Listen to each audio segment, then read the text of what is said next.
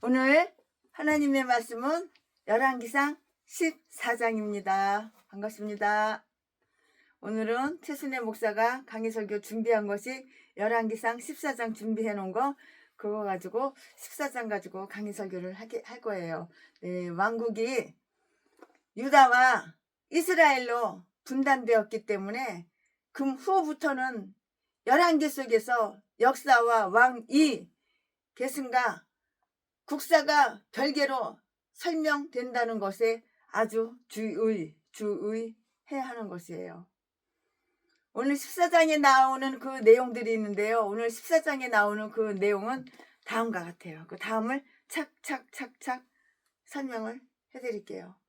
여로보암가의 멸망에 대한 예언이 있는데요. 이 말씀은 7절부터 16절까지 있고요.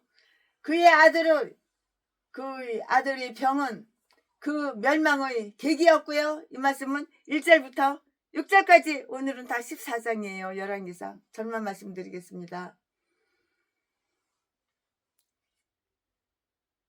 또 함께 이 예언의 전조였는데 이 말씀은 17절 18절 말씀에 있고요. 르호보암가와 유다 왕국의 쇠미와 위축에 대한 역사가 있는데 이 말씀은 21절부터 28절까지 이렇게 기록이 되어 있고요.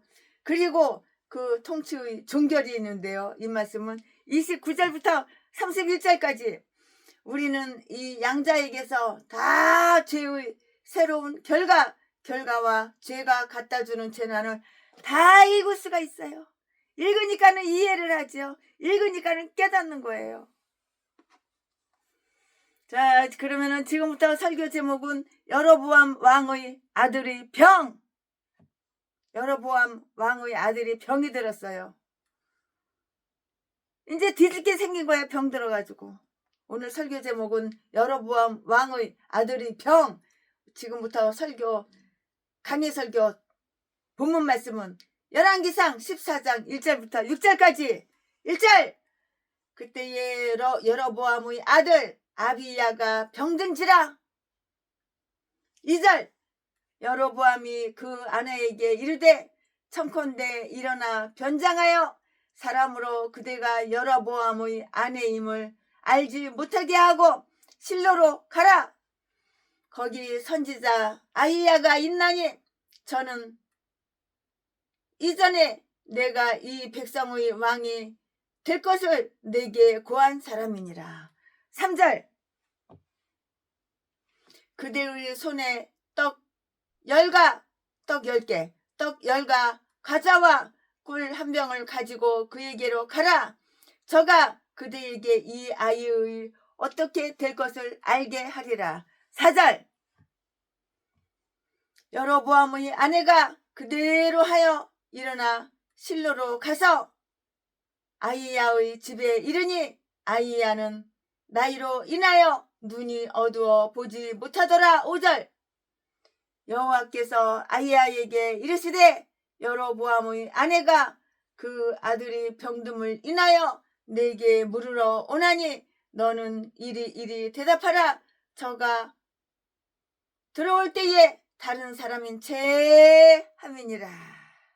연기, 쇼, 연출 다 가식적으로 가면 쓰고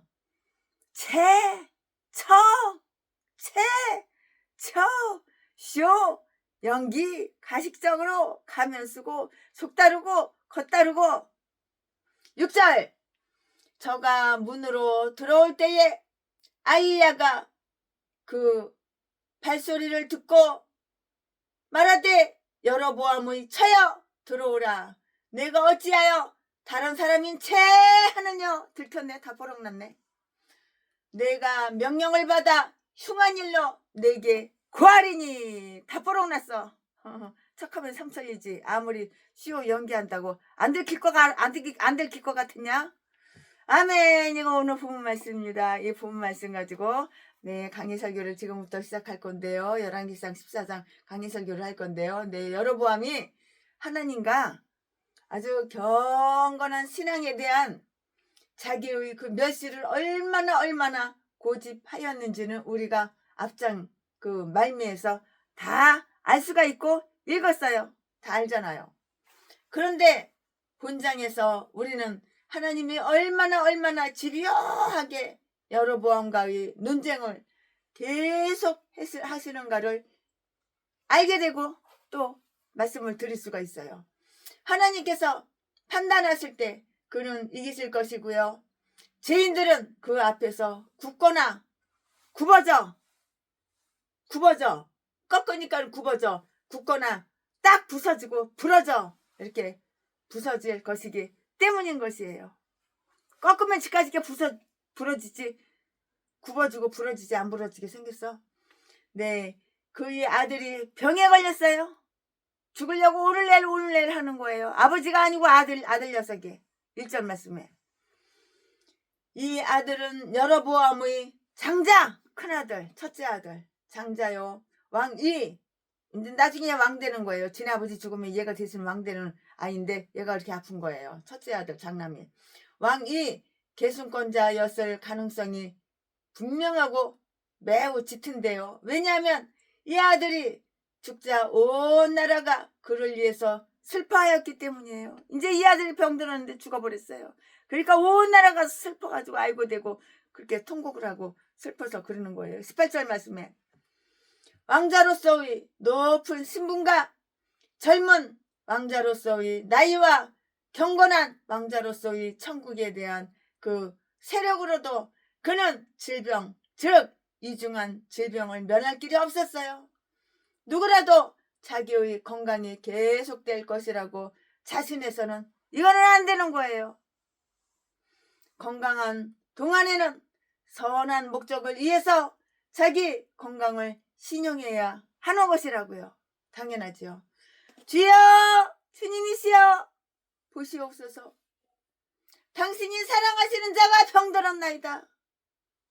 요한복음 11장 3절 말씀에 주님의 총애를 받던 자 곧 이스라엘이 사랑하고 애지중지 하던 자가 병이 들었나이다. 여로보암이 제사장직을 악용하고 모독하였던 열왕기상 13장 33절 말씀에 그때에 그의 아들은 병이 들었다고요. 질병이 들었다고요. 질병이 우리 가정에 들어올 때 우리는 우리 집안의 모종의 특정 범죄가 있지 아니한가를 이렇게 조사해 봐야 하는 거예요. 다 조사해 봐야 하는 거예요. 고난을 보내시는 그 목적이 있는데요. 그 목적은 우리로 하여금 죄를 깨닫고 돌이키도록 하시기 위해서라고요. 여로보암은 그 아이가 어떻게 될 것인가를 탐지하기 위하여 자기 아내를 변장시켜서 선지자 아이야에게 이렇게 보냈잖아요. 2절 3절 말씀에. 근데 누가 그거 눈치 못 챌 것 같아? 너처럼 등신인 줄 아냐? 그것도 눈치 못 채게. 그 아들의 병은 그의 아픈 데를 찔렀어. 콕 찔른 거예요. 자기 가문의 이 가지가 시든다는 것은 아마도 자기 몸의 지체가 마르는 것, 바싹 마르는 것 13장 4절 말씀에 이에 못지않게 쓰라린 고통이 되었을 것이 분명하고요. 혈육의 정이란 이렇게 강력한 거예요. 강렬한 거예요. 우리 자녀는 일촌이란 것 말고는 우리 자신이나 다름없는 그런 분신이라고요. 이런 고난을 맞아 여로보암이 품은 큰 소원이란 그 아이의 어떻게 될 것, 즉 그 아들이 살지 죽을지, 치료받아서 살지 아니면 그냥 되져버릴지 죽을지 알았으면 하는 것이라고요. 여로보암이 만약에 아이의 회복에 필요한 수단이 무엇이며 그에게 어떤 것을 주며 어떻게 해야 할지를 알고 싶어하였다면 훨씬 더 지혜로웠을 것인데요. 그럼 하나님한테 물어보지. 하나님한테는 안 물어보고 엉뚱한 사람한테 물어봐.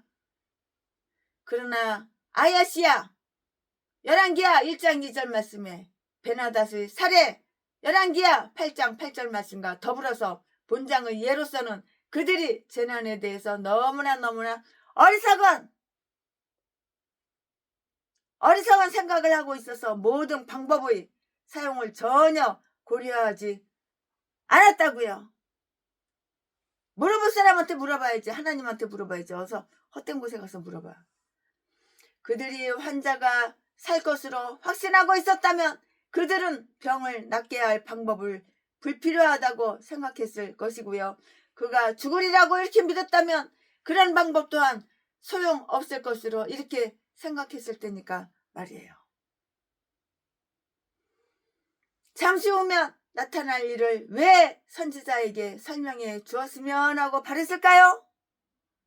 이 믿음이 없는 거야. 이게 신앙이 없는 거야. 그러니까 헛짓할만 하는 거예요. 헛짓할만. 이것의 의무는 우리에게 속하였고요. 결과는 하나님께 속하였다는 그 사실과 목적을 제정하신 분이 수단도 제정하였다는 그 사실을 참작하지 못한 그러한 소치 때문인 것이에요. 여로보암이 하나님께서 어찌하여 자기와 다투시는지를 알고 싶어하고 선지자의 기도를 요청하며 우상을 타기하였더라면 보다 경건하게 될 터였고요. 그랬더라면 그의 마른 손이 성하게 됐듯이 그의 아이도 회복될 수 있었을지 그건 잘 모르겠어요. 그러나 대개의 사람들은 자기 잘못이나 의무에 대한 것보다는 행운에 대한 것을 이렇게 듣고 싶어 한다고요. 병들어서 이제 도저히 살 가망이 없어. 곧 뒤져. 근데 듣고 싶은 말은 살아나 다 났어 그 말이 듣고 싶은 거지. 평내 순복음교회 전라도 살인마 새끼 지 마누라 도경미에서 죽이면서 성도들 앞에서는 우리 사마가 유방암에 다 치료됐습니다. 유방암이 아니라 지가 도경미에서 그렇게 죽여놓고서 이 새끼가. 그러니까 이 사모가 겉으로는 지 남편 왜 박영수 이 개목사고 자기를 사랑하는지 아는 거야. 며칠 못 사고 죽었지. 죽기 직전에 보험 한뜩 들어놓은 거 보험 몇백억 터쳐먹고. 이딴 게 목사야. 이딴 게 전라도 개목사. 전라도는 다 이런 미친 개들밖에 없어. 독약이나 밀어서 미겨서 사람 죽이고 재산이는 쫙 빨아먹고 몇백억 공짜로 쳐먹고 제비 목사 새끼 자지 팔아 쳐먹고 사는 새끼 매춘부 새끼 마찬가지고 아가리만 보이면 사기치고 거짓말하고 뻥치고 듣고 싶은 말은 네 재산 탁탁탁탁 그거 다 긁어가지고 내 재산 탁탁탁탁 긁어가지고 너한테 줄게 그 말밖에 없는 거야. 이 새끼는 그 말 듣고 싶은 거야. 여기에서 열어보면 내 새끼가 병이 치료된다 그 말 듣고 싶은 거야. 병든 원인이 있는 거야. 이것의 음모는 우리에게 속하였고 결과는 하나님께 속하였다는 사실과 목적을 제정하신 분이 수단도 제정하셨다는 사실을 참작하지 못한 소치라고. 지가 다 잘못한 거는 지가 다 범죄 저지른 거는 숨겨 감춰 덮어 그리고 누구 때문에 병이 왔다 그러고 개소리나 짖어대고 독사 새끼 악마 새끼 개 싼 것들이 다 전라도 똥개 쓰레기 개목사들이야. 살인마 새끼. 예수도 안 믿는 새끼가 무슨 목사야. 너도 예수 안 믿는데 무슨 전도를 한다고 무슨 세트 전도 개소리인다 개나발 불어. 여로보암이 하나님께서 어찌하여 자기와 다투시는지를 알고 싶어하고요. 선지자의 기도를 요청하며 우상을 타기하였더라면 보다 경건하게 될 터였는데요. 그랬더라면 그의 바싹 마른 손이 성하게 될 듯이 치료가 된다고 성하게 됐듯이 그의 아이도 회복될 수 있었을 것이 분명하지요. 그러나 대개의 사람들은 자기 잘못이나 의무에 대한 것보다는 행운에 대한 것을 다 이렇게 저렇게 듣고 싶어 한다고요. 여로보암은 자식의 운명을 알아보고요. 선지자 아히야에게 사람을 보냈다고요. 아히야는 이때 실로에서 한미하게 응가하면서 소홀히 취급되고 있었고요. 그는 노령으로 인하여 늙었어. 노령으로 인하여 눈이 잘 안 보인 거예요. 눈이 침침한 거예요. 눈이 보이지 않았으나 전능자의 환상을 볼 수 있는 축복은 여전한 것이에요. 환상을 보는 데는 육안이 필요가 없고요. 오히려 육신의 눈이 보이지 않으면 은혜가 되는 거예요. 은혜가. 마음의 눈이 아주 열중하여 바라보고 조금 더 곁눈질하지 않기 때문인 것이고요. 여로보암은 송아지 우상의 건립이나 제사장의 임명에 대한 그 자문을 다 얻으려고 아이야에게 사람을 파견한 것이 아니고요. 환난을 당하자 그에게 의지한 거예요. 환난 당하니까 의지한 거예요. 인간 의지할 거 하나도 없는 거야. 인간 의지하면은 인간이 나한테 도움을 줘? 도움 안 돼요. 하나님을 의지해야지 나한테 도움이 되는 거예요. 전라도 개목사 제비목사 새끼는 악마 이게 사기꾼 이거 개 잡년 개 잡새끼는 돈 있는 사람 눈구녕이 호까닥 뒤집어져가지고 돈 있는 사람 여기저기 방송 쓰시고 다니면서 돈 있는 사람만 찾아가지고 의지하고 알랑방구 끼고 각 뒤져버려야 돼. 이렇게 싼 것들은 예수 안 믿는데 예수 믿는 체하고 얼마나 사기를 많이 치는지. 그가 섬기던 신들은 환란시에 그를 구출하지 못했는데요. 여호와여, 전에는 주님을 무시하던 자들이 환란 중에는 주님을 악마나이다. 이사야서 26장 16절 말씀에 목사님이나 기도해주는 친구들을 까마득하게 잊어버리고 있다가 질병을 통해서 생각하게 되는 그런 사람들도 있어요. 여로보암이 아이야에게 사람을 보낸 것은 아이야가 그의 왕실 될 것을 말해준 것 때문이에요. 이유가 바로 이것 때문이라고요. 이 말씀이 어디에 있어요? 이 자리에다 기록이 되어 있어요. 그는 이전에 좋은 소식을 전하였는데요. 이번에도 틀림없이 아름다운 기별을 전해줄 것이고요. 이것이 바로 여로보암의 생각이었어요.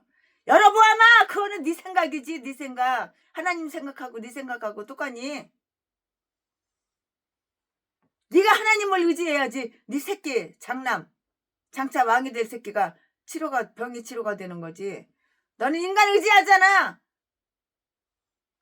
인간 의지하니까 수영하고 연기하고 별 개지랄 다 하지. 가면 쓰고 네 마누라 시켜서.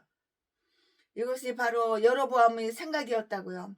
범죄로 인해서 위로받을 자격이 없으면서도 목사님이 아주 선량하다는 이유로 자기들에게 평강과 위로의 말을 해줄 것으로 기대하는 자들은 자기 자신뿐만이 아니라 그 목사도 크게 그릇되게 만드는 거라고. 잘못된 것이라고.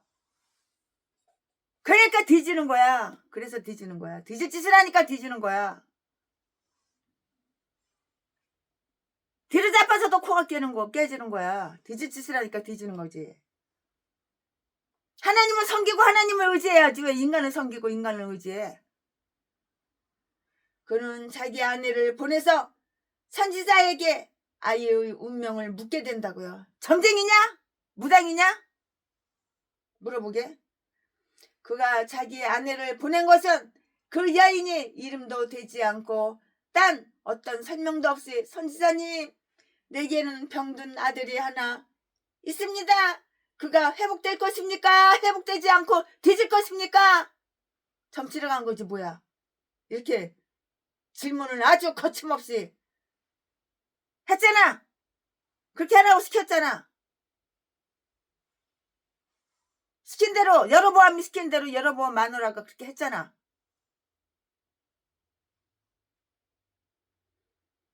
남편의 가슴은 마누라에 대한 신뢰감으로 넘쳤고요. 마누라는 그 말을 전하거나 답을 얻어오는 일에 충실할 것이라고 그는 안도의 숨을 내쉬었는데요. 그가 이토록 신뢰할 수 있는 사람은 모든 대신들을 다 꼽아봐야 찾아봐야 없다고요. 그러니까 지 마누라 시켰죠. 그렇지 않았다면 병난 아들이 한산코 놓지 않으려는 어머니를 왜 보냈겠는가? 어머니는 가장 훌륭한 간호원이었기 때문에 여로보암의 마누라로서 아들이 어떻게 될지 알아보려고 실로에 가느니 보다 차라리 집에서 아들을 돌보는 게 더 합당한 일이죠. 아들을 돌봐야지. 병든 아들을 돌봐야지. 점치러 가냐?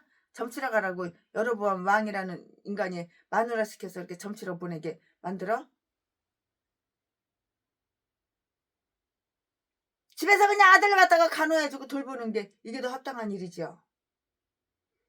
그 여인은 간다면 즉 변장에 가지고 가야 했고요. 복장을 바꾸고요. 얼굴을 가리고 화장으로 얼굴을 싹 가리고요. 변성명에서 병성명 해가지고 가야 했다고요. 그래야지 왕의 마누라라는 거 모르죠. 근데 몰라? 다 알았잖아. 다 뽀록났잖아. 너가 여로보암 왕의 처지! 발자국 소리만 듣고 금방 선지자 그분이 아셨어. 복장을 바꾸고 얼굴을 가리며 변성 목소리도 바뀌어 변성명 해가지고 가야 했는데 그 여인은 궁중과 자기가 통과하는 지역 사람들에게 알려지지 않도록 이렇게 몰래 비밀이 이 세상에 비밀이 어디가 있어. 다 뽀록나는 거야.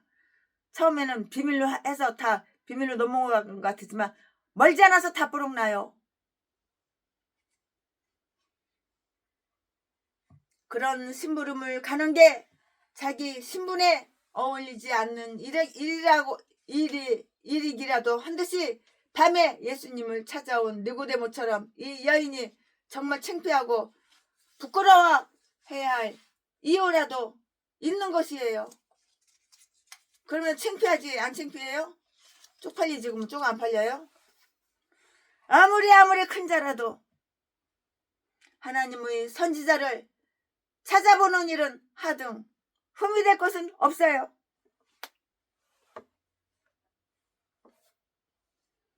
이 여인이 변장을 해야 했던 또 하나의 그 이유가 있어요. 그럼 그 이유가 무엇이냐? 그 이유는 선지자에게서 자신을 숨기기 위함이었고요.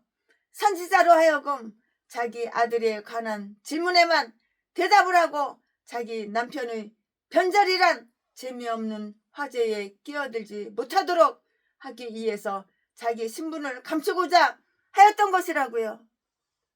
이유가 바로 이거예요. 이와 같이 어떤 사람들은 목사에게 지시하기를 좋아해요. 목사님에게 지시하기를 좋아한다고요. 그들은 목사님을 아주 순조로운 일에만 제한시키려고 들고요. 하나님의 뜻을 자기들에게 다 전해주는 것을 달가워하지를 않는다고요. 사도행전 20장 27절 말씀에 이는 그것이 자기들에게 대해서 선한 예언이 아닌 악한 사악한 예언으로 나타날까봐 두려워해서인 것이에요. 여로보암은 하나님의 선지자에 대해서 매우 이상한 견해를 품고 있는데요. 그는 선지자가 아이의 어떻게 될 것을 확실히 말해줄 수가 있고요. 또 흔쾌히 말해주리라고 이렇게 믿었어요. 그러면서도 아이야 선지가 그 아이의 어머니는 누구인지 알 수도 없고요. 또한 알려고도 않으리라고 이렇게 생각했던 것이라고요. 선지자가 미래의 두터운 암흑은 깨뚫어 보면서 이 변장한 이 변장의 얇은 천을 깨뚫어 볼 수는 없단 말인가? 다 깨뚫어 볼 수가 있어.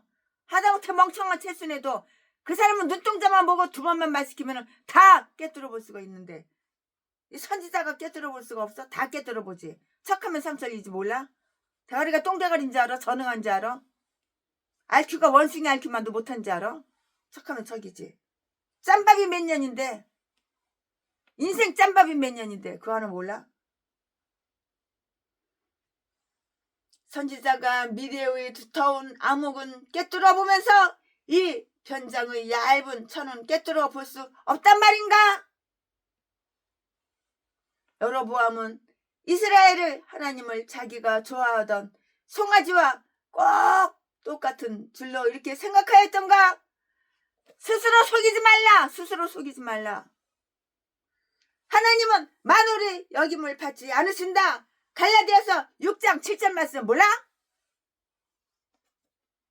왜 속여? 왜 속여? 왜 속여?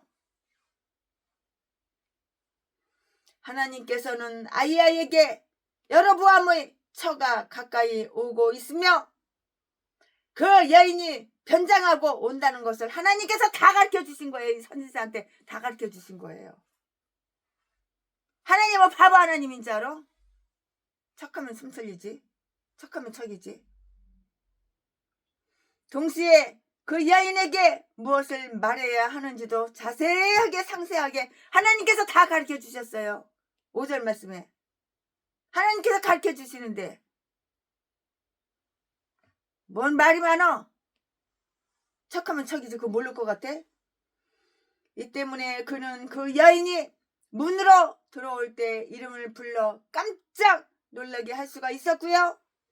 자기 주변에 있는 모든 자들에게 그 여인이 누구인지도 밝힐 수가 있었다고요. 6절 말씀에 여로보암의 처여 여로보암은 마누라야. 야 여로보암의 마누라야. 여로보암 왕의 마누라야. 그 말이죠. 여로보암의 처여 들어와 들어와 들어오라. 너가 어찌하여 다른 사람인 채 다른 사람인 척 하느냐. 선지자는 다음과 같은 것을 주목하지 않았어요. 그 여자의 신분, 그 여자의 신분이 누구예요? 왕후, 마누라, 왕의 마누라, 왕후였다고요. 그러나 그것이 그에게는 무슨 상관이라는 말이냐? 그는 그 여인에게 전할 말을 하나님께로부터 직접 받았고요. 하나님 앞에서는 인간의 모든 자녀가 동일한 수준 위에 다 이렇게 동일한 수준 위에 이렇게 다 서 있는 거예요. 그 여인의 선물, 선지자에게 물으러 오는 자들은 존경의 표시로 선물을 지참하는 게 통례였다고요. 옛날부터 전해 내려온 통례였고요. 선지자들은 그 예물을 주니까 또 예물을 받는 거예요. 그러나 그들은 사꾼이 아니었고요. 그 예물은 복채가 아니었고요. 그 여인은 아이야에게 농촌에서는 상당하다고 할 선물을 가지고 왔는데요. 3절 말씀에 그럼에도 선지자는 선물 때문에 그 여인에게 아름다운 말을 해야겠다는 부담감을 갖지 않고요. 꼭 전해야 할 말만 딱 이렇게 전한 것이에요. 그 여인은 애써 자기를 숨기고 알려지는 것을 원치 않는 자에게는 알은 체하지 않는 것이 일종의 예의라고 이렇게 말을 할 수가 있는데요.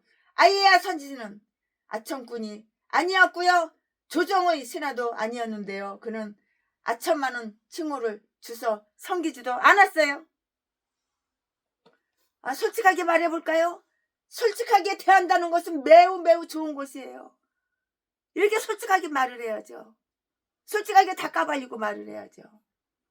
솔직하게 대한다는 것은 매우 매우 좋은 일이에요. 올바른 일이에요.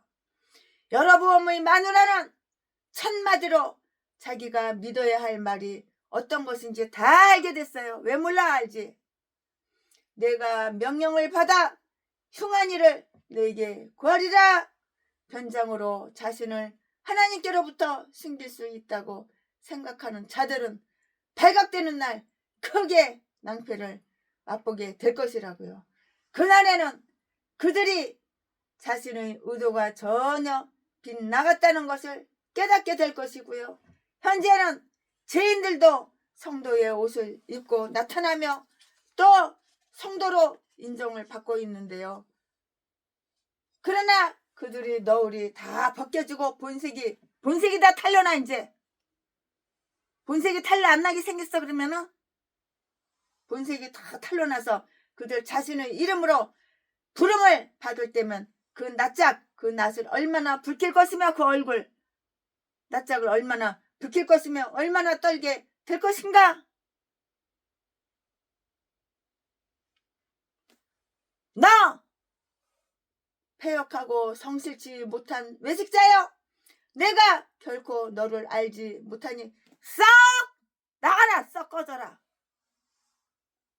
내가 어찌하여 다른 사람인 채, 너가 어찌하여 다른 사람인 채, 다른 사람인 척 하냐. 외식하는 자가 차지할 소식은 무거운 소식이 될 것이라고. 하나님께서는 인간을 그 외모대로 판단하지 않으시고 그 인간 됨됨이에 따라서 하나님은 이렇게 판단하시는 거예요. 하나님은 그 인간의 됨됨이를 보지, 인간 껍데기, 키 커, 잘생겼어, 멋있어, 그런 걸 보는 게 아니라고요. 아멘. 지금부터는 설교 제목이 바뀌어요. 본문 말씀이 바뀌어요. 지금부터 설교 제목은 여로보암의 최후. 지금부터 본문 말씀은 열왕기상 14장 7절부터 20절까지 7절. 가서 여로보암에게 구하라.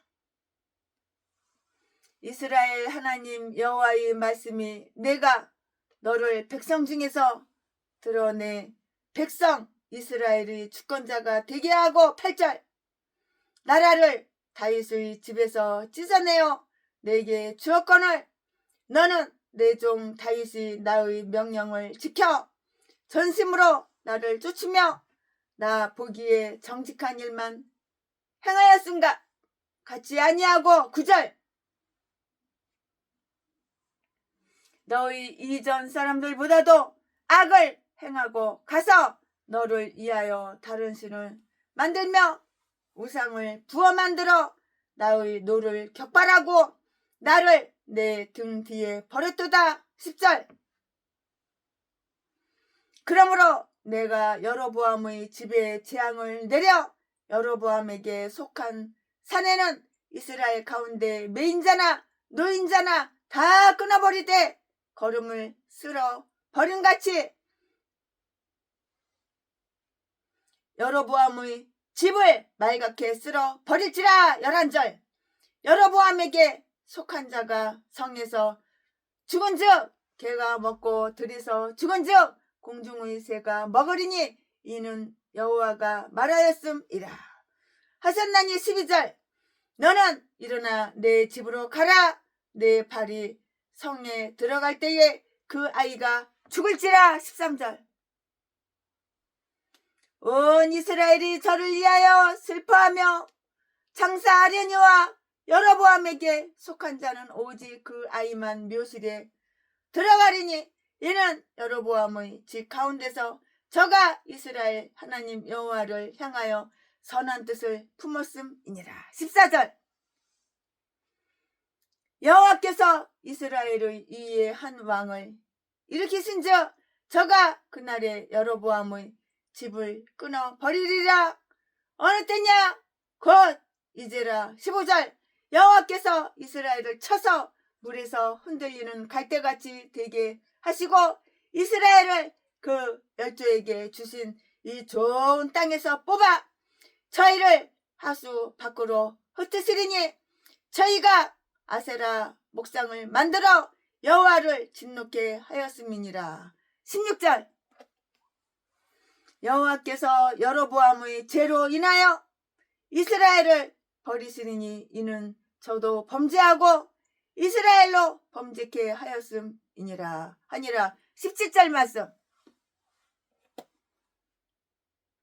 여로보암의 처가 일어나 디르사로 돌아가서 집 문지방에 이를 때에 아이가 죽은지라. 이제 아들 새끼 장남 새끼가 뒤졌어. 여로보암 왕 후계자인데 그 새끼가 뒤졌어. 애매비가 이따위니까 안 뒤지게 생겼어. 병들어가지고 뒤졌어. 이제 18절. 온 이스라엘이 저를 장사하고 저를 위하여 슬퍼하니 여호와께서 구종 선지자 아이야로 하신 말씀과 같이 되었더라. 선지자가 예언하면 딱딱 맞는 거예요. 19절. 여로보암의 그 남은 행적 곧 저가 어떻게 싸울 것과 어떻게 다스릴 것은 이스라엘 왕 역대 지략에 기록되니라. 20절. 여로보암이 왕이 된 지 22년이라 저가 그 열조와 함께 참에 그 아들 나답이 대신하여 왕이 되니라. 아멘. 첫째 아들은 장남은 병들어서 죽었고 이제 아버지도 죽었고 이제 그 다음 아들 나답이 대신해서 이제 왕이 되는 거예요. 아멘. 이거 본문 말씀입니다. 이 본문 말씀 가지고 또 나머지 강의 설교 이어서 쭉쭉쭉쭉쭉 계속해서 할 건데요. 네, 우상을 세워놓고 계속해서 이렇게 숭배하는 자들이 여호와께 물으러 올 때에는 그들이 알기를 요구하는 대로가 아니라 그 우상의 많은 대로 이렇게 응답을 하시겠다고 하나님께서는 결심을 천명 하신다고요. 에스겔서 14장 4절 말씀에 기록이 다 되어 있어요. 오늘 본문 말씀에서 여로보암에게 내리시는 그 대답도 그거와 똑같아요. 다른 게 하나도 없어요. 똑같아요. 하나님께서는 스스로를 이스라엘을 하나님 여호와라고 이렇게 부르시는데요. 이스라엘은 하나님을 버렸지만 하나님께서는 그들을 포기하지 않으시고요. 그들이 음란한 행동, 음행에도 불구하고 이혼장을 써주지 않으셨다고요. 하나님께서는 이스라엘의 하나님이시고요. 그러므로 이스라엘에게 최대의 이해를 가하고 그들을 타락시키며 하나님께로부터 그들을 떼내어간 여로보암에게 복수하신다고 복수하셔. 복수하는 하나님 몰라? 하나님은 뭐 맨날 뭐 용서만 해주는 하나님인 줄 알아? 복수하신다고 복수. 하나님께서는 자기가 여로보암에게 베푸셨던 큰 은총을 들어서 그를 꾸짖으시고요. 꾸짖는다고요. 하나님께서는 여로보암을 백성 중에서 곧 하층민, 핫바리, 하층민으로부터 들어 올려서 왕으로 삼으셨는데요. 그를 높여서 하나님의 선민, 하나님의 백성, 이스라엘의 주권자가 되게 하셨고요. 나라를 다윗의 집에서 이렇게 찢어서 그에게 주셨잖아요. 그런데 우리가 우리에게 베푸시는 하나님의 자비를 기강하든 않든 하나님께서는 계산하시며 우리가 만약에 은혜를 모르는 경우에는 그것들을 우리 앞에 열고 하심으로써 우리를 크게 당황하게 하실 것이고요. 우리가 은혜를 안다면 하나님께서는 후히 주시고 꾸짖지 않으신다고요. 하나님께서는 여로보암의 불경건과 타락 그리고 특히 우상 숭배를 힐책하시고요. 너는 너희 이전 사람들보다도 더 악을 행하였다고 그렇게 말을 해요. 사울은 하나님께 배척 당하였지만 우상을 섬기지는 않았는데요. 솔로몬이 우상을 숭배하였다고는 하지만 노만기가 있어가지고요.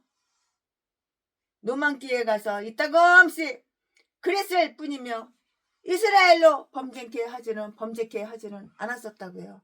여로보암은 이스라엘을 하나님을 영화롭게 한다는 그 명분으로 송아지를 세웠고요. 그것을 애굽에서 자기들을 이끌어낸 신이라고 이렇게 불렀어요. 그러나 여기에서는 다른 신, 곧 이방 신들로 칭하고 있고요. 그 이유는 이방 신들이 이상한 신들을 숭배하듯이 여로보암도 송아지를 통해서 하나님을 섬겼으며 이로써 하나님의 진리를 거짓 것으로 이렇게 바꿔서 로마서 1장 25절에 하나님을 실제의 하나님과 전혀 다른 분으로 이렇게 나타냈기 때문이라고요. 다수의 무지한 숭배자들은 형상을 섬기는 데서 그 신앙을 아주 그냥 종결시켜버려요. 종결시켜버리고 이스라엘의 그 하나님 따위는 도무지 아주 중요하게 생각하지도 않고 중요하게 이렇게 하지를 않아요. 중시를 하지 않는다고요. 중요하게 생각 안 한다고요. 그것들은 누구였어? 금송아지였어. 금송아지. 우상 금송아지. 뒤질짓만 하는 거야. 금송아지. 그러나 금속의 고가성으로 말미암아 그들이 하나님께 연락되기는커녕 금송아지를 아무리 제사 지내고 별 개지랄 다 해봐. 그게 뭐 하늘나라에 하나님께 연락이 돼? 전혀 그런 거 없어. 저주나 받고 멸망이나 당하고 뒤질병이나 걸리고 뒤지고 그러지.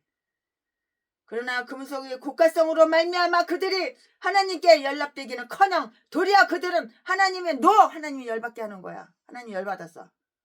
금송아지 섬기니까는 금송아지 만들어서 금송아지 섬기니까 하나님이 열받지. 그들은 하나님의 노를 격발하게 되었고 그를 기쁘게 해드린다는 구실로 그에게 짐짓 모욕을 가하였다고요. 여로보암은 다윗을 자기 앞에 두지 않았는데요. 8절 말씀에 너는 내 종 다윗과 같이 아니하다.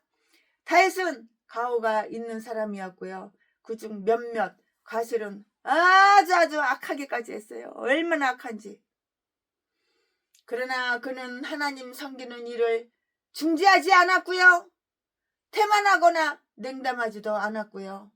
하나님께 대한 경배를 아주 충실하게 고수함으로써 그는 전심으로 하나님을 쫓았다고요. 하나님을 쫓았다는 그 명예로운 평판을 획득하게 되었고요. 이 점에서 그는 그의 모든 후대자들에게 대한 사표로 이렇게 간주되었다고요. 다윗처럼 행하지 않는 자는 선이 행하지 않는 자들이었고요. 그는 하나님을 자기 앞에 두지 않았고요. 너는 나를 내 등 뒤에 버렸고 내 법과 나에게 대한 경외심도 다 버렸다. 너는 나에게 소홀히 하였고 나를 잊었으며 내 교훈보다도 내 책략을 우선시했다고. 틀려? 맞잖아. 다 맞잖아. 맞는 말이잖아. 하나님은 거짓말을 안 하셔요. 뻥을 안 치셔요. 다 맞는 말이잖아. 그는 여로보암가의 완전한 파멸을 다 예고하시는데요. 10절 11절 말씀에 여로보암은 우상 숭배로서 우상 숭배하니까는 장남 큰아들 새끼가 뒤져버린 거야. 병들어서. 끝까지 우상 숭배했잖아. 누가? 여로보암 왕 집구석이.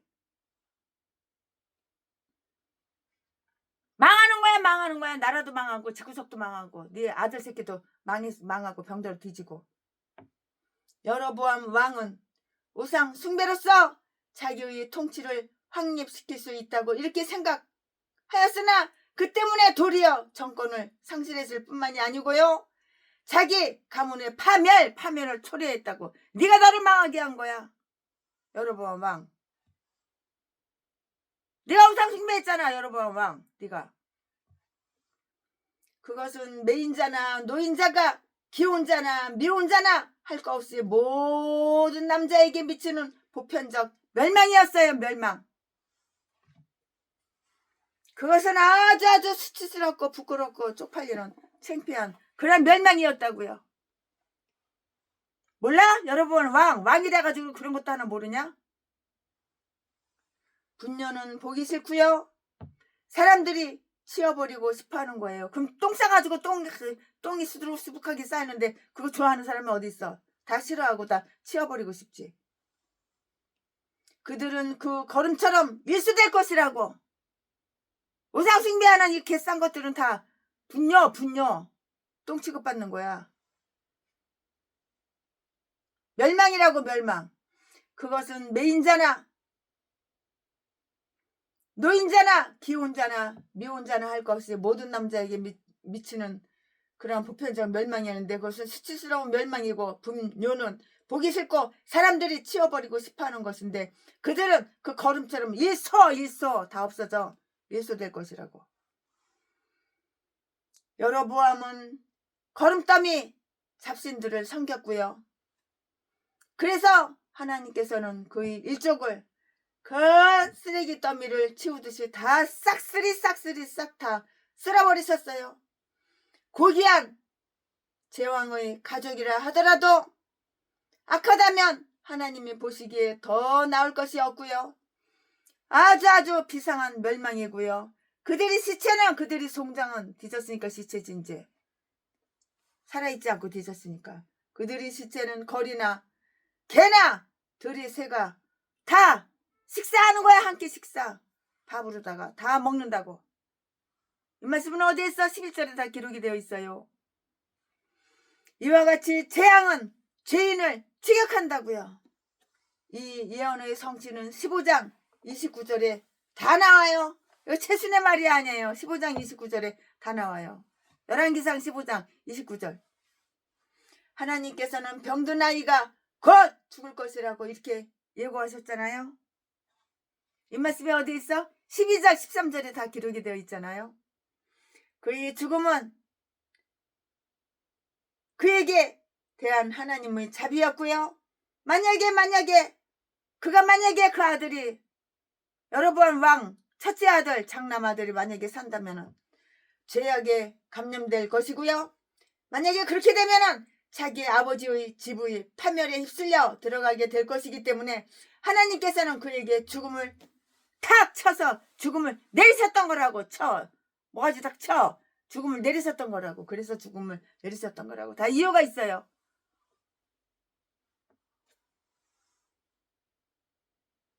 그 아이의 품성에 대한 칭찬을 한번 관찰해 볼까요? 여로보암의 집 가운데서 저가 이스라엘의 하나님 여호와를 향하여 선한 뜻을 품었음이니라. 그는 하나님께 대한 참 예배를 애호하였고요. 송아지 숭배를 싫어하였고요. 다음 사실에 그럼 주의해 보자고요.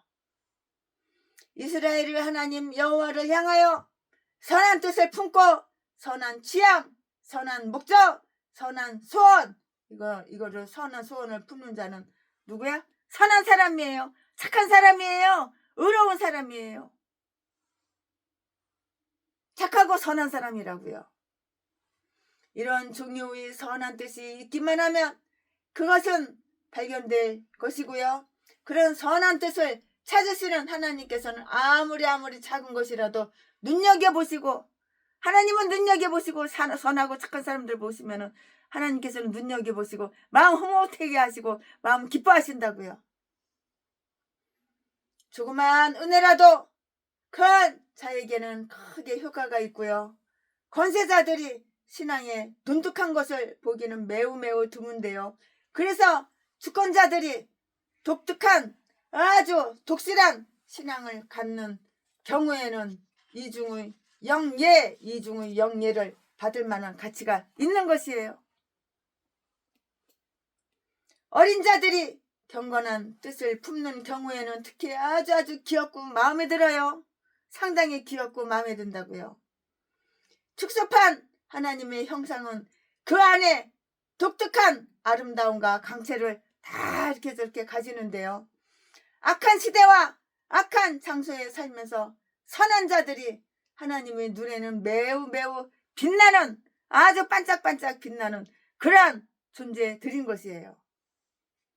여로보암의 집 가운데 선한 아이가 우뚝 서 있다는 것은 하나님의 은혜가 낳은 아주 기적 중에서 기적이죠. 그 집에 있으면서 물들지 않고 있다는 것은 이글거리는 용광로 속에서 다치지도 않고 그을리지도 않는 것이나 다름이 없어요. 이 아이에 대한 배려를 한번 그럼 살펴볼까요? 여로보암 집의 모든 사람 중에서 유독 그만이 존귀하게 죽을 것이며 산 자들이 바라는 대로 매장되고 애도를 받게 될 것이었는데요. 하나님의 은혜로 구별된 그러한 자들은 하나님의 섭리에 의해서도 구별될 것이라는 사실에 우리는 주목을 해야 되는 거예요. 알아야 하는 거예요. 소망에 가득 찬 이 아이는 그의 가족 중에서 맨 먼저 죽어요. 지 애비보다도 지 아버지보다 지 엄마 아버지보다 더 일찍 죽어요. 맨 처음 죽어요. 장남인데. 하나님께서는 왕왕 당신께서 극히 사랑하시는 자를 극히 빨리 데려가시기 때문이에요.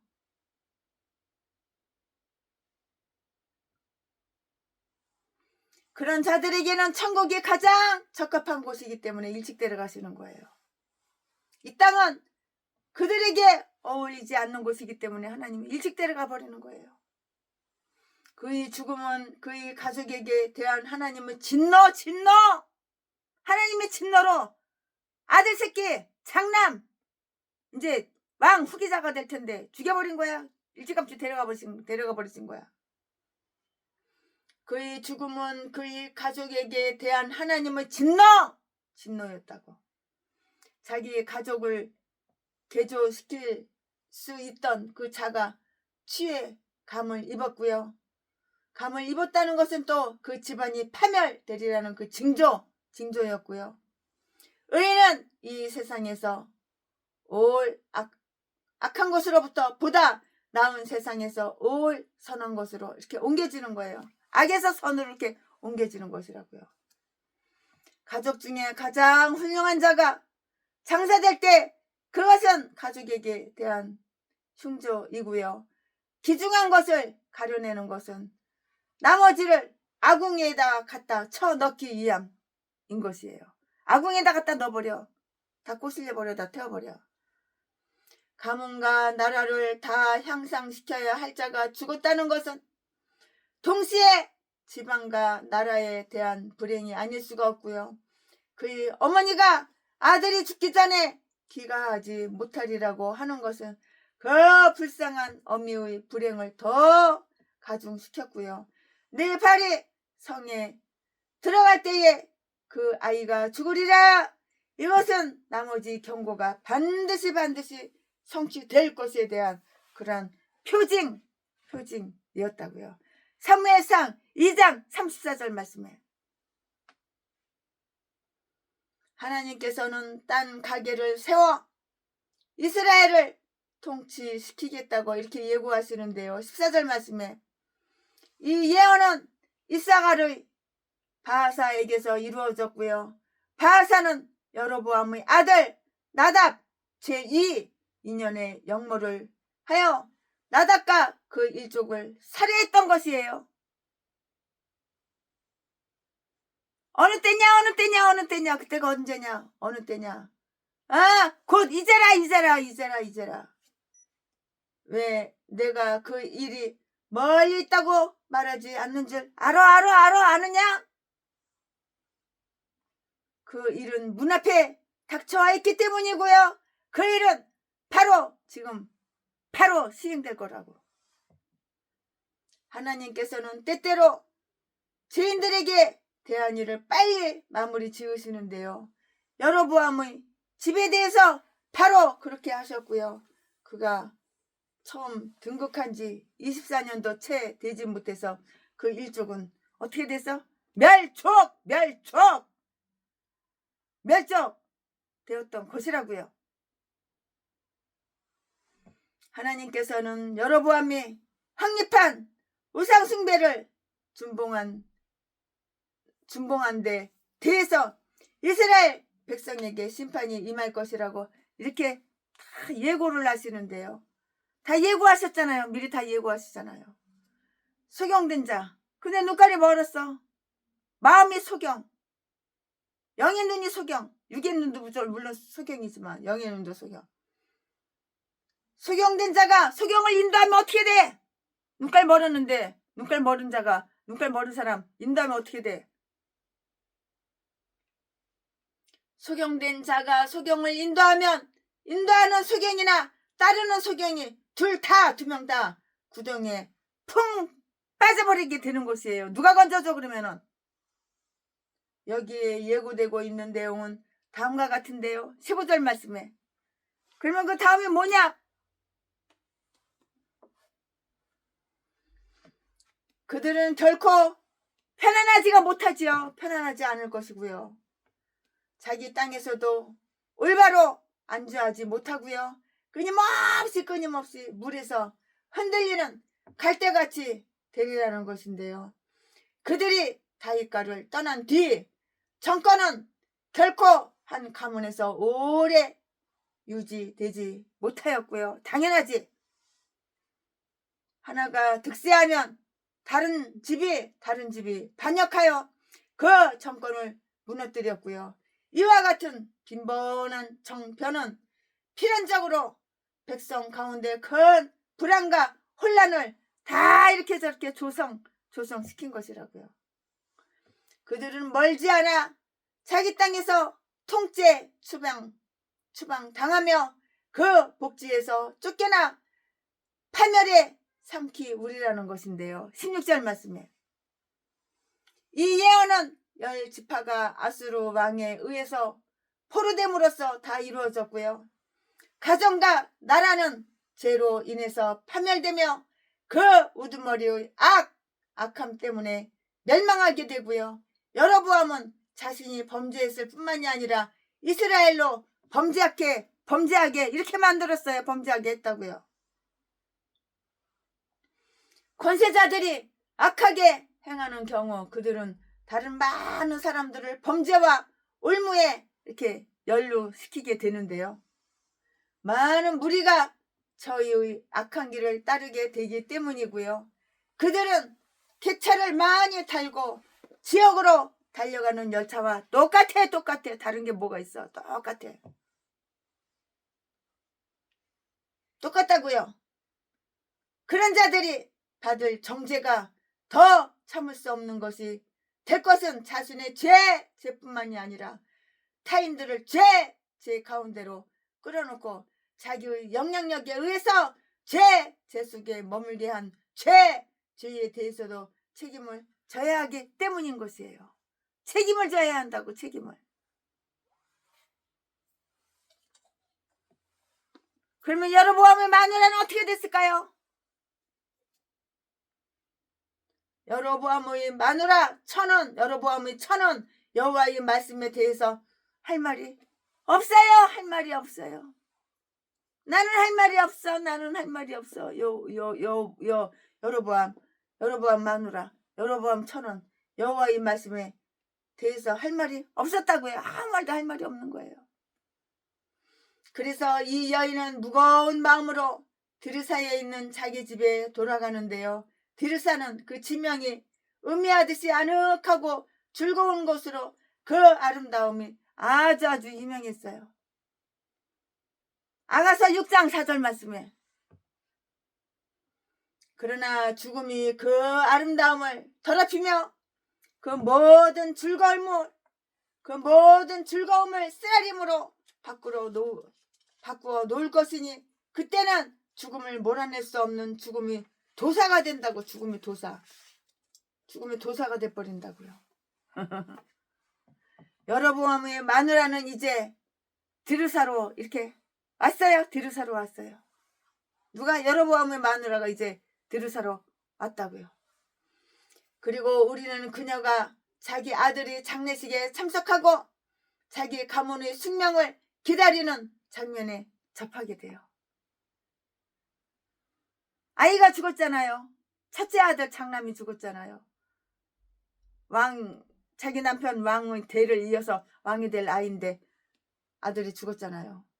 아이는 죽었고 17절 온 이스라엘은 마땅히 슬퍼할 수밖에 없었고 이는 그토록 유명한 왕자를 잃어버린 때문만은 아니었고요.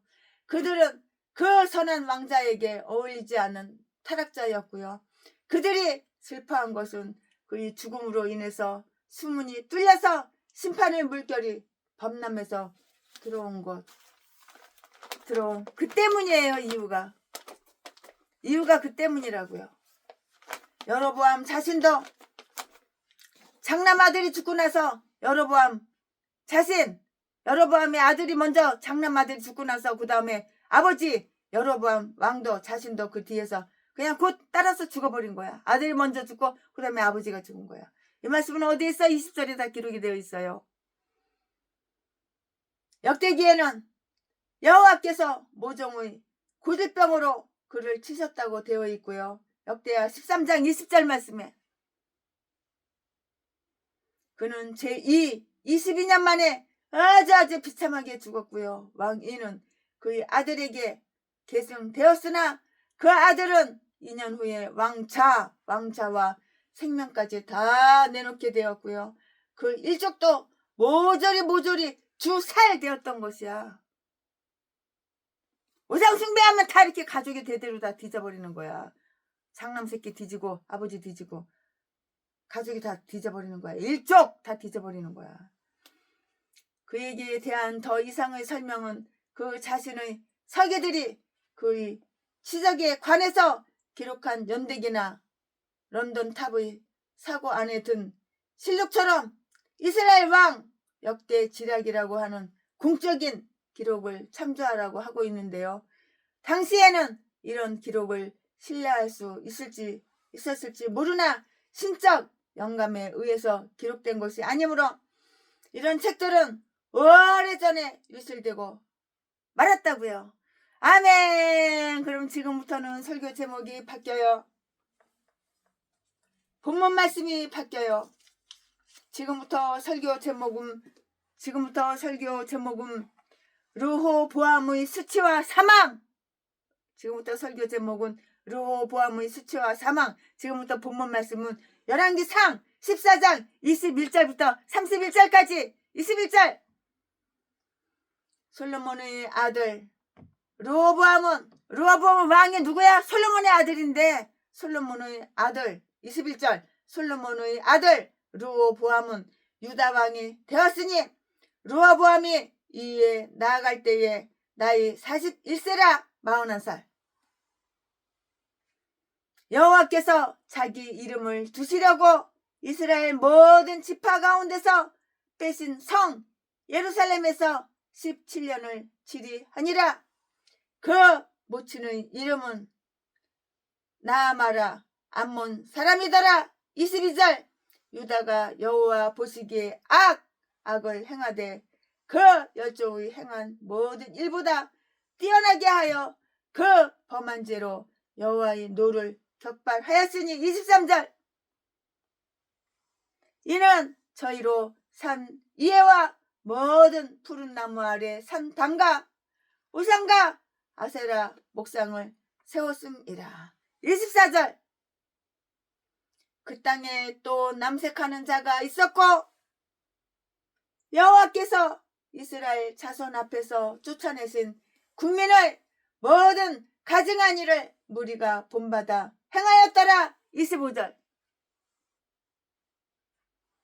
르호보암 왕 제5년에 애굽 왕 시삭이 올라와서 예루살렘을 치고 26절 여호와의 전의 보물과 왕궁의 보물을 몰수히 빼앗고 또 솔로몬의 만든 금 방패를 다 빼앗은지라. 27절 르호보암 왕이 그 대신 노스로 방패를 만들어 왕궁 문을 지키는 시위대 장관의 손에 맡김에. 28절 왕이 여호와의 전에 들어갈 때마다 시위하는 자가 그 방패를 들고 갔다가 시위소로 도로 가져갔더라. 29절 르호보암의 남은 사적과 무릇 그 행한 일이 유다 왕 역대 지략에 기록되지 아니하였느냐. 30절 르호보암 왕과 여로보암 사이에 항상 전쟁이 있으니라. 31절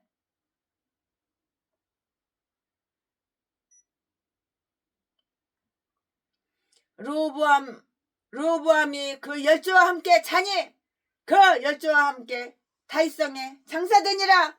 그 모친의 이름은 나아마라 암몬 사람이더라. 그 아들 아비암이 대신하여 왕이 되니라. 아멘. 아들이 먼저 죽고 그 다음에 아버지가 뒤지고 이거 르호보암이 아버지인데 그럼 르호보암 왕의 아버지는 솔로몬이고 우상을 숭배하니까 다 이렇게 뒤져버리는 거야. 아멘. 지금부터 강의 설교를 나머지 이어서 쭉쭉쭉쭉쭉쭉쭉 하겠습니다. 네, 오늘 본서는 유다와 이스라엘에 관한 기사가 짬뽕으로 이렇게 혼합이 되어 있어요. 여로보암은 르호보암보다 4년 5년 더 오래 살았는데요.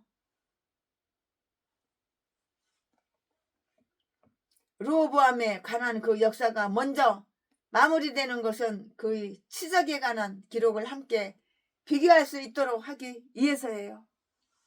그리고 그것은 아주 슬픈, 매우 슬픈 그러한 기록이기도 하다고요. 여기에는 르호보암 왕에게 대해서 좋은 말이 하나도 나오지 않고요. 우리가 본문에서 그에게 대해 얻을 수 있는 그 전 묘사는 다음과 같이 똑같아요. 다음과 같아요. 르호보암이 왕위에 등극한 것은 그의 나이 41살 때였고요. 이로써 계산해서 보니까는 그의 출생 시기는 다윗 말년에 해당되고요. 그의 교육과 사상의 형성 그 시기는 바로 솔로몬의 전성기였다고 이렇게 볼 수가 있어요. 계산을 해보니까 그렇게 나와요. 때를 보니까 그렇게 나와요. 솔로몬은 지혜와 믿음으로 자기 아들에게 선한 원리들을 다 가르쳐 주었다고 하기보다는 말년의 태만으로 그를 타락시킨 면이 더 강했다고 이렇게 할 수가 있어요. 자식 새끼 교육을 갖다가 어떻게 시키는 거야 이거. 솔로몬이 본이 되어야지. 그는 예루살렘에서 17년 동안 통치하였는데요. 예루살렘은 하나님께서 자기 이름을 두신 성이어서 르호보암이 할 마음만 가지고 있었다면 자기가 해야 할 그 의무를 배울 기회가 얼마든지 있는 그러한 곳이었다고요. 그의 어머니는 암몬 사람 나아마였는데 이 사실은 2번 언급되어 있고요. 21절 31절 말씀에 다윗이 자기 아들 솔로몬을 암몬 여자와 이렇게 결혼시켰다는 것은 조금 좀 이상해요. 어떻게 그런 여자하고 결혼을 시켰어? 암몬 여자하고 결혼시켰다는 건 좀 이상해요. 세순애가 개인적으로 생각해도 좀 이상해요. 그래도 지가 좋으니까 결혼한다고 그러니까 허락해 줬겠지. 솔로몬의 결혼은 다윗 생존 시에 있었으므로 그러나 솔로몬이 나아마를 사랑하게 되었다는 것은 매우 가능한 일인데요. 왜냐하면 그 여자는 나아마 즉 미인 나아마는 미인을 의미하기 때문이에요. 아주 이쁘다고 미인이라고. 참 얼굴만 이쁘다고 뭐 여잔지 알아? 얼굴만 이쁘다고 여자냐 마음이 고와야 여자지 한 번만 마음 주면 변치 않을 여자가 정말 뭐 얼굴만 이쁘다고 뭐 다 미인인지 알아? 그 여인은 나아마 즉 나아마는 미인을 의미하기 때문이고요. 그의 아버지 다윗은 솔로몬의 비위를 건드리기 싫어했으나 그것은 후손에게 악 영향을 미치는 것으로 이렇게 판명이 되었어요.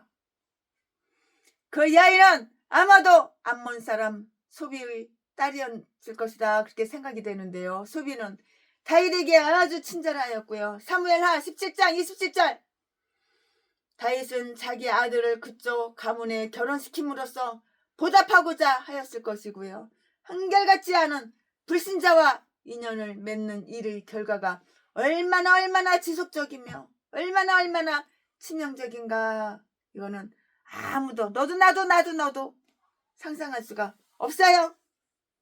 그는 여로보암과 끊임없이 전쟁하였고요. 30절 말씀에 이것은 그에게 끊임없는 불안이 이렇게 되었다고요. 그는 고작 제2 17년 만에 죽었고요.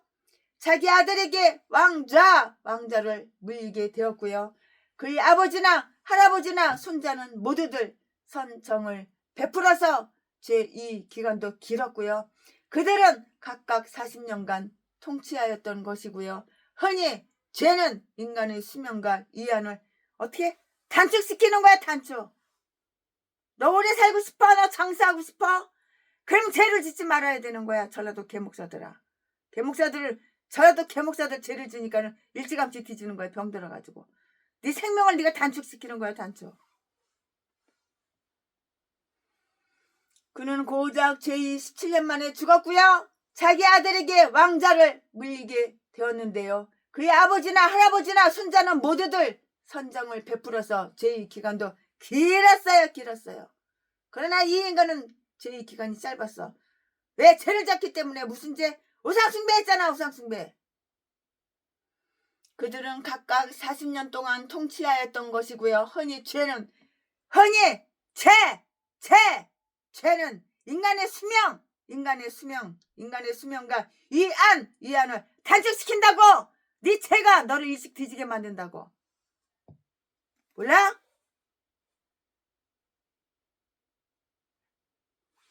여기에는 유다 신민의 특성과 형편에 대해 많은 악한 일이 지적되어 있고요.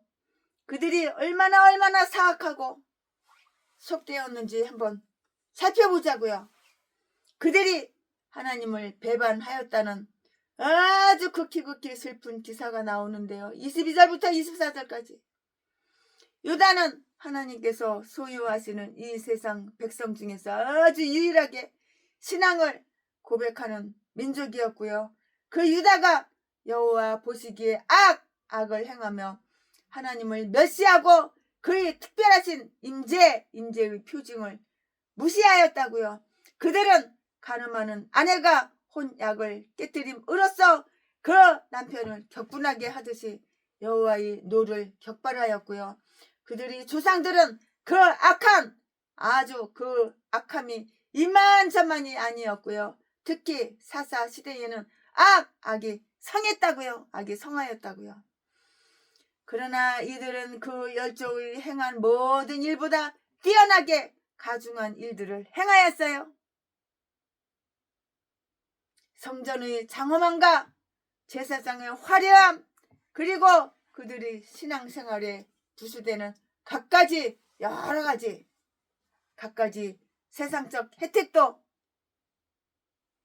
그들을 확보하는데 성공하지는 못했어요. 성공하기는 뭘 성공해? 더 실패만 하지. 성공하지는 못했다고요. 위에서부터 부어주시는 성신만이 하나님의 이스라엘을 충성되게 할 것이 분명해요. 충성되게 한다고요. 이 말씀은 이사야 32장 15절 말씀에 있으니까 여러분 개인적으로 찾아서 읽어보시고 참조해 보시기 바랍니다. 유대인의 악함에 대한 본문의 설명은 이방 세계의 악함에 대한 사도의 묘사 로마서 1장 21절 24절과 똑같이 일치한다고요. 그래서 유대인이나 헬라인이나 다 죄 아래에 있는 것이라고요. 로마서 3장 9절 말씀에. 그들은 하나님께 대한 그 생각이 허망하여져서 로마서 1장 21절 하나님의 영광을 형상의 우상으로 바꾸었고요. 로마서 1장 23절에 그들은 산당과 우상과 목상을 세웠고요. 23절에 그런 형상에다 하나님의 이름을 결부시킴으로써 그의 이름을 모독하였으며 우상을 섬기는데 하나님의 규례를 사용함으로써 그 규례를 더럽혔어요. 다 더럽혔다고. 그 규례를 더럽혔다고요. 그들은 어리석게도 산당에서 하나님께 예배를 하고요. 하나님을 높였다고 이렇게 생각하며 푸른 나무의 즐거운 그늘 아래서 그를 섬기고는 그를 즐거우시도록 이렇게 하였다는 망상에 푹 젖어 있었어요. 망상이야, 망상. 그것은 망상에 젖어 있었다고. 그것은 야비한 애욕에 혹 하도록 이렇게 폭이 되었어요. 혹 빠지는 거야. 푹 빠지는 거야. 로마서에 나오는 우상 숭배자들처럼 로마서 1장 26절 27절 말씀에 그 땅에는 남색하는 자들, 남자끼리 거시기 하는 동성연애자, 이 땅에는 남색하는 자들이 있었으며 24절 남자가 남자로 더불어 쪽팔리고 부끄러운 일을 했다고. 동성연애는 죄야. 망하는 거야 동성연애 하면은. 이것은 혐오감과 분노심이 없이는 생각할 수도 없는 일이고요. 하물며 입에 올리는 일이랴. 그들은 하나의 범죄로 하나님을 욕되게 하였고요. 그러자 하나님께서는 또 다른 죄로서 그들을 수치에 이르도록 버려두신 것이고요. 그들은 거룩한 민족의 특권을 모독하였고요. 그러므로 하나님께서는 그들 자신의 마음의 정욕에 내버려 두사 저주받은 가나안 사람들의 그 가증한 짓을 모방하도록 두신 것이라고요. 그리고 이 일에 있어서도 여호와께서는 의로우셨고요. 그들이 쫓겨난 자들과 마찬가지로 행하였으니 그들처럼 쫓겨나는 것 외에 달리 무엇을 기대할 수가 있으랴? 있어 없어? 기대할 수가 있으랴? 그들이 얼마나 약하고 얼마나 불쌍한 민족인지 한번 살펴보자고요. 얼마나 약하고 얼마나 불쌍한 인간인지, 얼마나 약하고 얼마나 불쌍한 민족인지 한번 살펴보자고요. 그들은 선 주민의 전초를 밟았어요. 죄는 어떤 민족이고 할 것 없이 위험에 노출시키며 가난하게 만들며 약화시킨다고요. 죄 때문에 네가 똥구멍이 찢어지게 가난한 거야. 이 전라도 개목사야. 맨날 사기나 치고 도둑질이나 하고 강도질이나 하고 그러니까 전라도 개목사야. 그들이 얼마나 약하고 불쌍한 민족인지 한번 살펴보자고요. 그들은 선 주민의 전체를 밟았어요. 죄는 어떤 민족이고 할 것 없이 위험에 노출시키며 가난하게 만들고 똥구멍이 찢어지게 가난하게 만들고 악화시킨다고. 이 형편이. 애굽왕 시삭이 그들을 치러 올라왔고요. 그리고 무력에 의해서든 항복을 통해서든 그는 예루살렘을 장악하여 성전과 교회 성전과 국고의 모든 보물을 다 훔쳐갔어. 전라도 제비 목사 새끼처럼 남의 집에 와가지고 다 약탈해갔어. 돈이고 금이고 다 그냥 아주 돈 될 만한 거 싹 다 훔쳐갔어. 다이아몬드고 뭐 돈이고 그냥 다 훔쳐갔어. 이 새끼가. 통장도 훔쳐다가 비밀번호 아니까는 다 돈도 다 빼가고. 그것은 여호와의 전가 왕의 집에 있는 보물로서 다윗과 솔로몬이 축적해 놓은 것이었는데요. 25절 26절 말씀에 아마도 이들 보물이 시삭의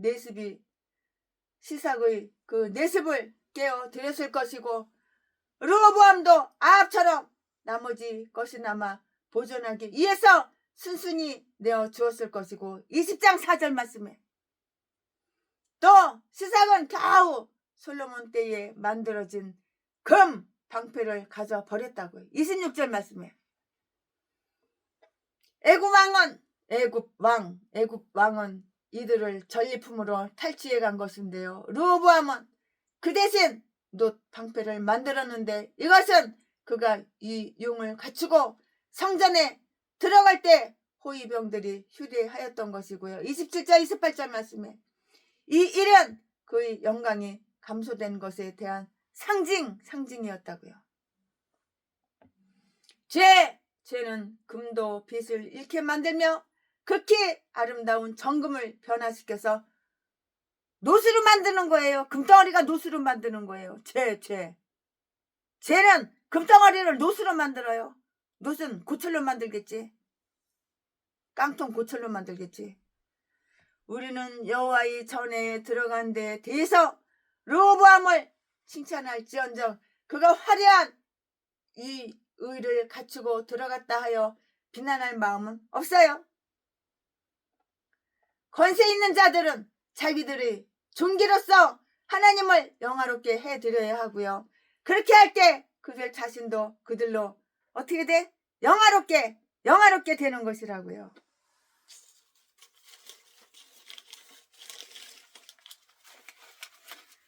아멘. 최순의 목사가 열왕기상 14장 강해 설교 준비한 것은 여기까지가 끝입니다.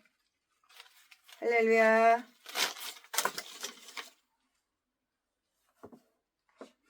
여호와 나의 목자 내게 부족 없네. 푸르른 초장 위에 나의 몸 누이시네. 선한 목자 나의 목자여. 생수가 넘치는 곳 날인도 하시네. 내 영혼 소생하며 자기 이름 이해 의의 길 인도하니 굴짝이 두려움 없네. 선한 목자 나의 목자여. 생수가 넘치는 곳 날인도 하시네. 주님의 지팡이가 아니하네. 나를 주께서 원수 앞에 상어를 베푸시네. 선한 목자 나의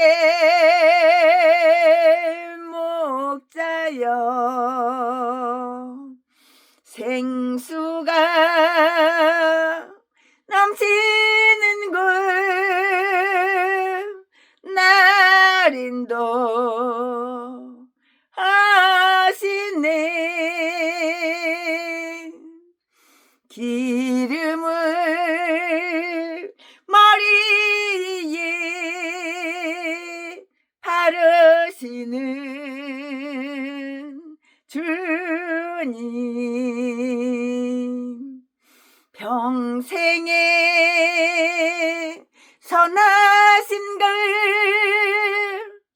인정 따르리니. 선한 목자 나의 목자여. 생수가 넘치는 곳 날인도 하시네. 아멘. 최순의 목사가 열왕기상 14장 강해 설교 준비한 것은 여기까지가 끝입니다. 할렐루야. 주님을 사랑합니다.